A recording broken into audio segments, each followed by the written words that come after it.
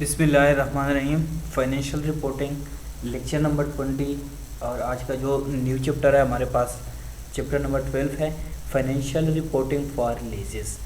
ये चैप्टर थोड़ा सा लेंथी है और इसको हम 4 लेक्चर में कवर करेंगे और ये इम्पोर्टेंट भी है। तो देखते हैं नेक्स्ट फाइनेंशियल रिपोर्टिंग फॉर लीजेस, जो कि हमारी जो बुक मैंने रिकमेंड की है फाइनेंशियल रिपोर्टिंग एंड एनालिसिस की। तो इसके जो हमारे लर्निंग ऑब्जेक्टिव्स हैं आज के लेक्चर हैं, तो फर्स्ट वन है the structure of a lease. Structure का लीज उसके बारे में डिस्कस करना है कि इसमें जो है एक लीजर होता है और एक लेसी होता है।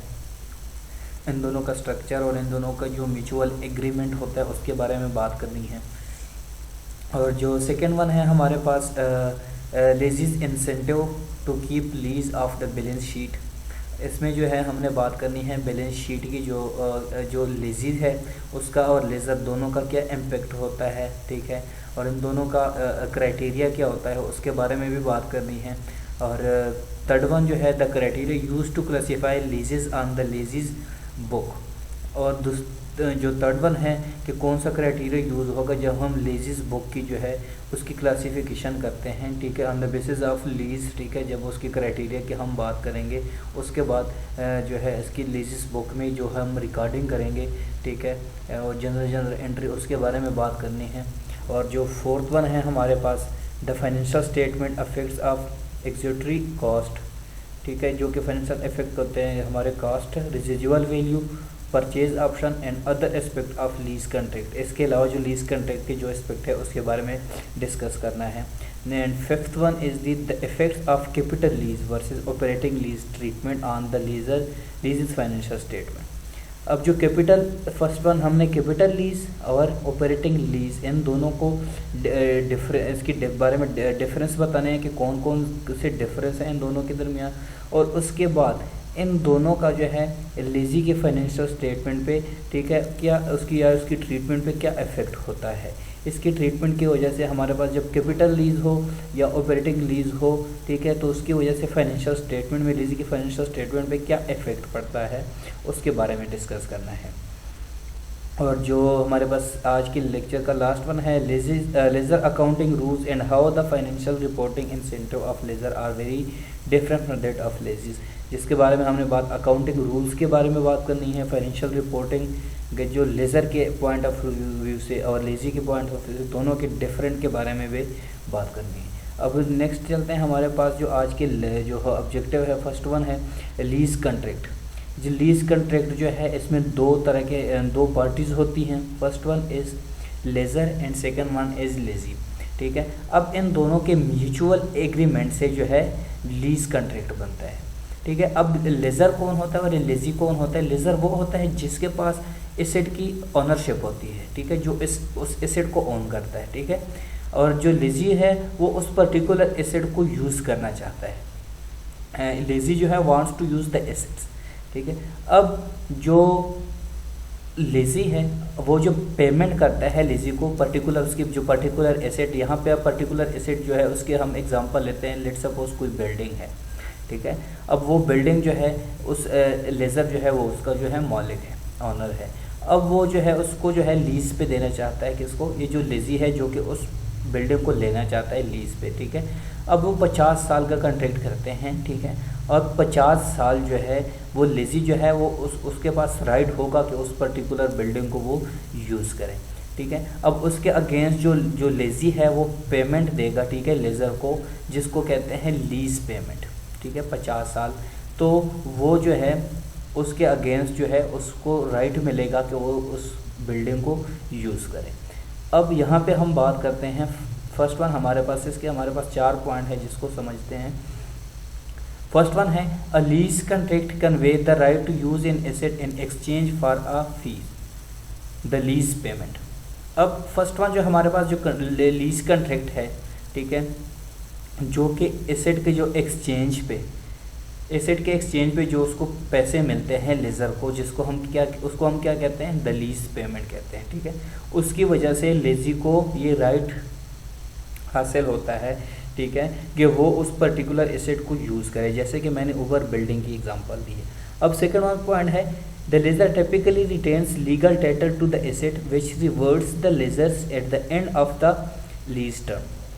ठीक है, अब जो एंड ऑफ द मतलब जो है इसके ऊपर जो हम 50 साल के बाद जो है वो बिल्डिंग की उम्र हमने बात की उससे रिलेट करते हैं। 50 साल के बाद जो है उस पर्टिकुलर बिल्डिंग की रिजिजुअल वैल्यू भी देखी जाती है। ठीक है, जो एसेट की एक्सपेक्टेड की जाती है। ठीक है, कि 50 साल बाद इस पर्टिकुलर बिल्डिंग की वैल्यू कितनी होगी। अब जो जिसको हम रेजिजुअल वैल्यू बोलते हैं। ठीक है, जो थर्ड वन है हमारे पास its inception mean initially a lease is a mutually unperformed contract। जो स्टार्ट में होता है लीज जो है ये अनपरफॉर्म्ड कंट्रैक्ट होता है। ठीक है, दोनों तरफ से। ठीक है, लेजी से भी और लेजर की भी। Meaning that neither party has yet performed all of the duties called for in the contract। क्योंकि अभी तक उन्होंने कोई भी ड्यूटी परफॉर्म नहीं की होती है। ठीक है, इनिशियल में। ठीक है, तो उसको कहते हैं म्यूचुअली अनपरफॉर्म्ड कंट्रैक्ट। अब जो फोर्थ वन है हमारे पास the accounting for unperform contract is controversial. और इसी तरह जो अकाउंटिंग होती है अनपरफॉर्म कंट्रैक्ट की, ठीक है, वो कंट्रोवर्शियल होती है, वो मुतनाज़ा होती है, उस पर कोई जो है बातचीत बहस मुबाहसा इस दौरान नहीं किया जाता जब इनिशियली होती है। अकाउंटिंग में तब इस पे जो है वो कंट्रोवर्शियल जो है अनकंट्रोवर्शियल तब होंगे तब जब वो जो है उसकी कोई ट्रीटमेंट हो जाए। ठीक है, ठीक है, जब उस पर टाइम गुजर जाए। ठीक है, या परफॉर्मेंस हो जाए उस कंट्रैक्ट की, तब उसके बाद जो है अकाउंटिंग में इसकी ट्रीटमेंट की जाती है। जो नेक्स्ट हमारे पास है आज का ऑपरेटिंग लीजेस और कैपिटल लीजेस। ठीक है, फर्स्ट वन जो है हमारे पास जो है ऑपरेटिंग लीजेस का मेथड कब यूज़ होता है और कैपिटल लीजेस का जो है मेथड कब यूज़ होता है। When is this method use. ठीक है, अब फर्स्ट वन है ऑपरेटिंग लीजेस। ऑपरेटिंग लीजेस का जो है ये मेथड तब यूज़ होगा कि जब हमारे पास देखें, जब प्रॉपर्टी की अगर हम बात करें, जब प्रॉपर्टी के राइट्स जो हैं वो अभी चेंज ना की गई हो, मतलब लेजी के पास उसकी राइट्स ना गई हो। ठीक है, तब हम ऑपरेटिंग लीजेस को यूज़ करते हैं। ठीक है, for example a short term rental, मतलब शॉर्ट टर्म रेंटल है। ठीक है, कुछ एक महीने के लिए कुछ।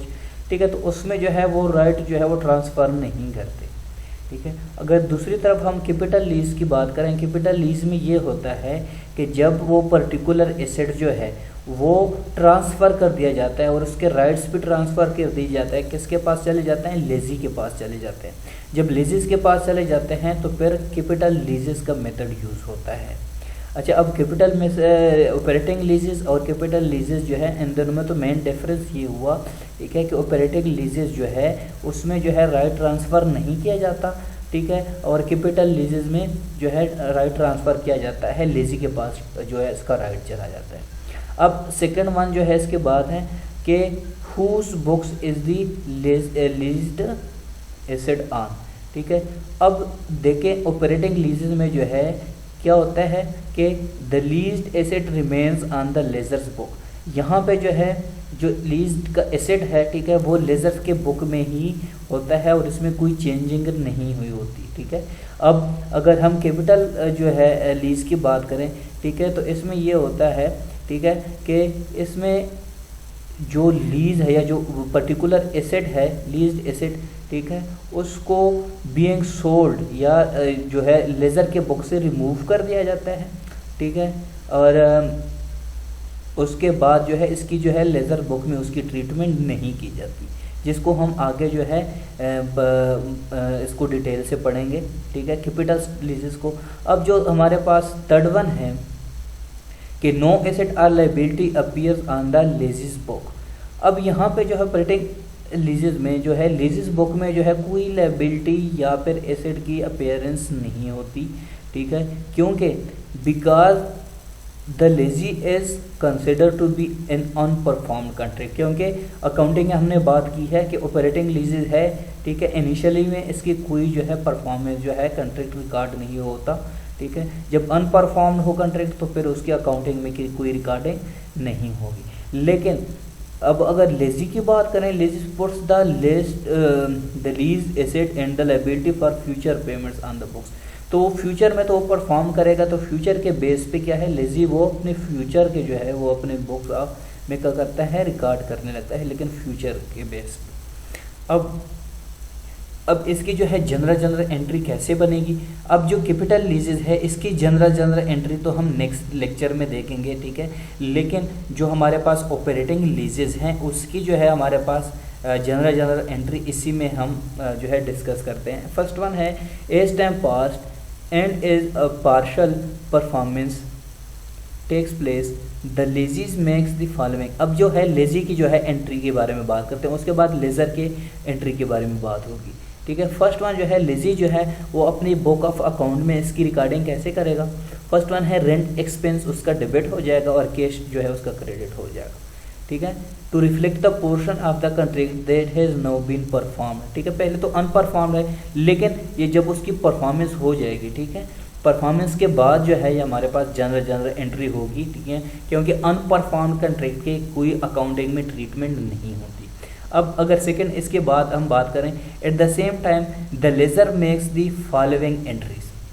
अब ये तो लेजी की जो है एंट्री थी, जनरल एंट्री। अब जो लेज़र है वो अपनी एंट्री कैसे बनाएगा, ठीक है। इसमें जो कैश है वो डेबिट हो जाएगा, ठीक है, और रेंटल रेवेन्यू जो है वो क्रेडिट हो जाएंगे। To reflect revenue on the performance portion of the contract, क्योंकि ये भी जो है परफॉर्मेंस कंट्रैक्ट है, ठीक है, इसके बेस पे जो है वो अपने क्या करेंगे, रेवेन्यू या फिर अपने कंट्रैक्ट लिखेंगे। अब जो है इसके बाद जो है जो लेज़र है अपनी डिप्रिसिएशन को कैसे लिखेगा, वो डिप्रिसिएशन एक्सपेंस को डेबिट करेगा, ठीक है, और अक्यूमुलेटेड डिप्रिसिएशन यहाँ पे क्रेडिट हो जाएंगे, ठीक है। और ये क्योंकि to depreciate the leased asset which is on the lessor book, ठीक है, जो कि लेज़र बुक में है, ठीक है। उसके बाद ये जो लेज़र, ये क्योंकि ये लेज़र के यहाँ पे ये हमारे पास इस साइड पे उसकी जनरल एंट्री है, और ये हमारे पास जो है लेजीज की जनरल एंट्री होगी। अब जो है हमारे पास लेजीज अकाउंटिंग की बात करते हैं। Eight criteria for capital lease treatment, capital lease treatment में इसका क्राइटेरिया क्या होगा, ठीक है। हमारे पास कैपिटल लीज ट्रीटमेंट के ये चार जो है हम इसकी इस तरह से करते हैं। फर्स्ट वन देखें, इफ एट इंसेप्शन मतलब initially the lease satisfy any one और more of the following criteria, ये जो चार क्राइटेरिया गिवन है इसमें से अगर एक क्राइटेरिया भी फुलफिल करे, ठीक है, it must be treated as capital lease on the books of the lessee, तो फिर वो कैपिटल लीज को जो है वो हम क्या करेंगे, डिक्लेयर करेंगे और इसकी रिकॉर्डिंग की जाएगी। फर्स्ट वन है the lease transfer ownership of the asset to the lessees at the end of the lease term. First one जो है जो लीजी है लीजी है, ठीक है, वो उसके ट्रांसफ़र होगी ऑनरशिप, ठीक है, लीजी के पास, ठीक है, तब हम जो है कैपिटल एसेट लीज की ट्रीटमेंट करेंगे। सेकंड वन है the lease contain a Bergen purchase option, अगर बर्गेन परचेज ऑप्शन भी गिवन है उसमें, तब भी क्या होगा, फिर कैपिटल लीज जो है उसकी बुक में जो है लीजी की बुक में फिर जो है इसकी ट्रीटमेंट होगी। जो थर्ड वन है the non cancellable lease term is 75% और more of the estimated economic life of the lease asset. उसके बाद जो हमारे पास 75% या इससे ज़्यादा कि जब एस्टिमेटेड इकोनॉमिक लाइफ हो लीज एसेट की, तब भी हम क्या करेंगे, कैपिटल लीज को ट्रीट करेंगे लीजी की बुक में।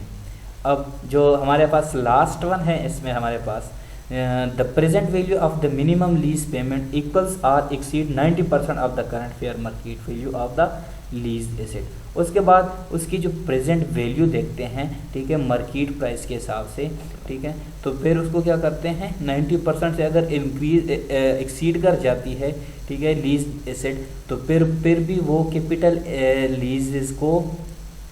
लीज को लेजी के बुक में है, हम क्या करते हैं उसको रिकॉर्ड कर देते हैं। अब जो हमारे पास लास्ट वन है, ठीक है, कि why lessees like the operating lease approach. देखिए वो कैपिटल लीज के बजाय ऑपरेटिंग लीज अप्रोच जो है उसको क्यों लाइक करता है, ठीक है, लेजी। पहली बात तो ये है कि वो उसकी जो है ट्रीटमेंट नहीं होगी, ठीक है, अकाउंटिंग में, ठीक है, और वो अपने डिप्रिसिएशन वगैरह की जो एक्सपेंसेस से ये जो एक्सपेंसेस जो है वो उसको उसके से नहीं काटे जाएंगे, ठीक है। इस वजह से ऑपरेटिंग लीजेस की जो है वो लेजी जो है वो लाइक करता है। बल्कि अगर लेज़र की बात करें, ठीक है, तो वो कैपिटल लीजेस को ही वो क्या करता है, उसको लाइक करता है और उसको अपना समझता है। अब जो फर्स्ट वन है the operating approach does not reflect the cumulative economic liability for all future lease payment on the balance sheet, ठीक है। ये तो बैलेंस शीट के हम आगे जब जनरल एंट्री में बात करेंगे तो फिर हम इसकी जो है डिटेल से बात करेंगे। अब जो हमारे पास जो लास्ट वन है इसमें, However, generally accepted accounting principle does require footnote disclosure of the balance sheet lease obligation. उसमें फिर हम देखते हैं जनरली एक्सेप्टेड अकाउंटिंग में जो हमारे पास फुटनोट डिस्क्लोजर होते हैं बैलेंस शीट में, ठीक है, जो लीज की ओब्लिगेशन होती है उसको फुलफिल करने के बाद जो है हम देखते हैं जनरली एक्सेप्टेड अकाउंटिंग प्रिंसिपल को। अब जो हमारे पास सेकंड पॉइंट ये रह गया, जो keeping the lease obligation and asset of the balance sheet में कौन कौन से होंगे लीज ओब्लिगेशन में, हमारे पास 3 तरह की हैं। Reduce the likelihood of debt covenant violation, second one है improve the ability to obtain additional loan in the future, third one है improve financial performance ratio like the total asset turnover ratio.